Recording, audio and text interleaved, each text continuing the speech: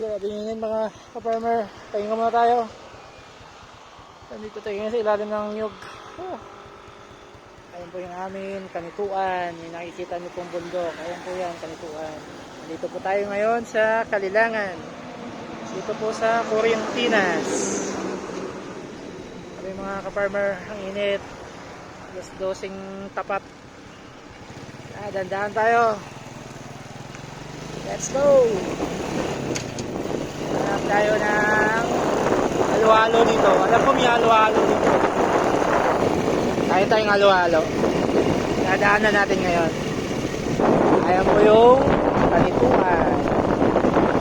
Tayo ngayon sa Corrientinas.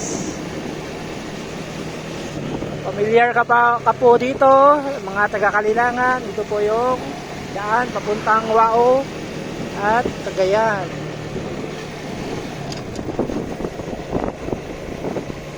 Ayan, ganito na po yung itsura, yung mga OFW po natin dyan. Miss na nila yung bukid. Ito po yung itsura ng Kalilangan ngayon. Ayun, nag-harvest po. Sabi ang init. Ayan, dito po tayo ngayon sa, dito na po yung halo-halo sinasabi ko. Okay. Ikot tayo, tawid tayo. Ayan na po. Tawid tayo. Antayin natin makatawid yung sasakyan. Okay.